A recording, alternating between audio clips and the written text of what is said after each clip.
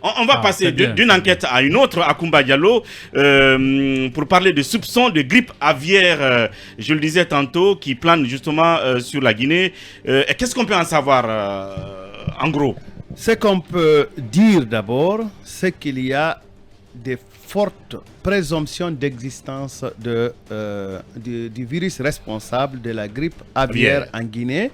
Et on peut s'interroger pourquoi le gouvernement guinéen n'a pas fait l'annonce jusqu'à présent. Alors, revenons sur les faits. Depuis avril dernier, il a été constaté par des spécialistes de fortes présomptions de l'existence du virus du sous-type H5N1 de la famille de Alpha Influenza Virus qui est susceptible de provoquer la grippe aviaire, et cette grippe aviaire-là est transmissible à l'être humain, et c'est à cette étape-là qu'on parle de la zoonotique, donc dans les préfectures de Dibreka et de Koya. Alors, tenant compte de cette urgence-là, les partenaires techniques se sont mobilisés depuis mai dernier en vue de la mise en place d'un plan de riposte imminente pour la gestion de cette crise-là. Plus précisément, dans les localités de Moribaya pour ce qui concerne la préfecture de Forêt-Karia et dans la localité de Kakoulimaya pour ce qui concerne la préfecture de Koya. Et vous comprendrez que ce sont les zones les plus en vue en matière de l'élevage de volailles. Et la date de l'alerte, plus précisément, a été le 28 avril 2022.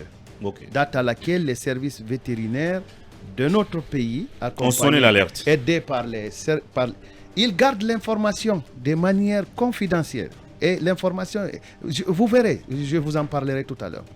Alors, les sources spécialisées qui ont reçu l'alerte de la mortalité dans des fermes à Forêt-Karia et à Koya ont décidé de réfléchir sur, si vous voulez, une solution, un plan de travail mixte, donc partenaires techniques et financiers et administration locale, en vue de conduire rapidement ce plan d'urgence-là et de travailler de sorte que le virus soit stoppé.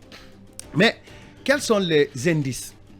Il y a eu la mort enregistrée de 1158, si vous voulez, pondeuses sur un total de 6000 dans une ferme agricole de Moribaya à Forêt-Karia.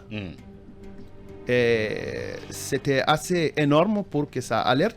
Et il y a eu aussi la mort subite de 3000 pondeuses sur un total également de 6000 dans une autre ferme à Kakoulimaya dans la préfecture de Koya. Et ainsi, les équipes ont décidé de procéder à une enquête préliminaire et ont procédé au prélèvement d'échantillons pour les faire analyser dans un laboratoire selon certaines sources locales. Et ce premier test a révélé qu'il y a la présence de H5 et la présence des gènes de H7 hautement incriminés dans, si vous voulez, ces infections-là. Ce sont généralement des souches qui peuvent être mortelles pour l'homme.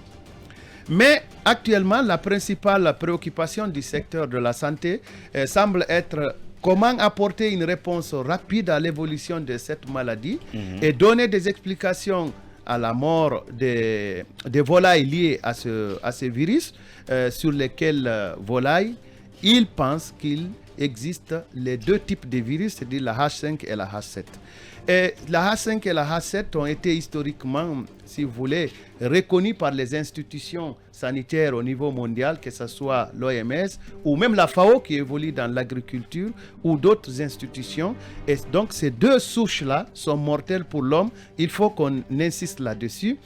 Et c'est dans cette optique qu'il y a eu, là, révélons-le, une expédition des échantillons selon nos informations pour un laboratoire de renommée mondiale, soit pour la confirmation ou l'infirmation des premières présomptions de présence de la souche H7 et la souche H5 que les laboratoires au niveau local auraient constaté.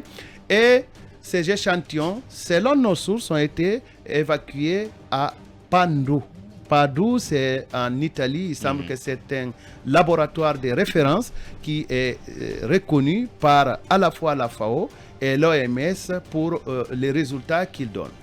Mais il est noté que, en tout cas à travers ce que nous avons appris, que ce processus biomédical, ce processus d'analyse devrait prendre généralement une durée quand c'est sous la pression entre 10 et 15 jours, voire même au plus. Mais le souhait le plus ardent pour les partenaires techniques et financiers de la Guinée et de l'administration guinéenne, c'est à ce que ça soit communiqué dans un délai maximal de 15 jours. Mais ceci reste simplement une recommandation. Ce n'est pas, vous savez, c'est par ordre d'arrivée et certainement aussi le laboratoire a d'autres exigences.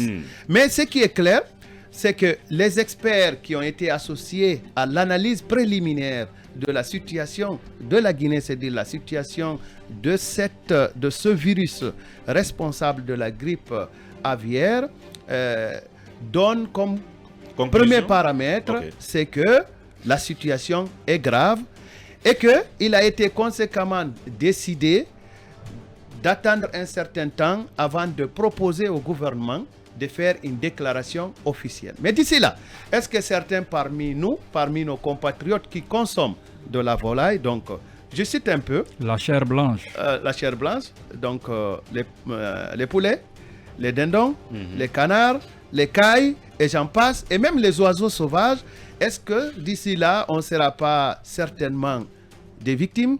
Je ne le souhaite pas. Et c'est dans cette perspective que des sources nous ont indiqué qu'il aurait été beaucoup plus préférable que la riposte soit organisée même avec les fêtières, c'est-à-dire les fêtières les éleveurs de l'aviculture.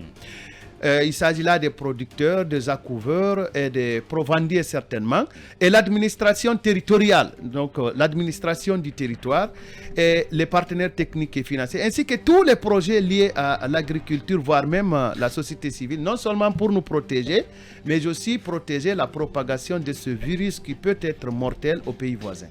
Merci beaucoup, Akoumba. La principale question, c'est justement pourquoi l'omerta des autorités sur cette histoire justement de virus. Parce qu'effectivement, il y a des aviculteurs qui nous ont interpellés en semaine. Moi, personnellement, sur cette affaire-là, ils sont en train de subir des pertes. Ce virus est en train de décimer justement leur truc, enfin leur production. Là-dessus, peut-être on va revenir pour un peu plus de détails ou de commentaires. Le temps pour nous d'observer cette pause et nous reviendrons après.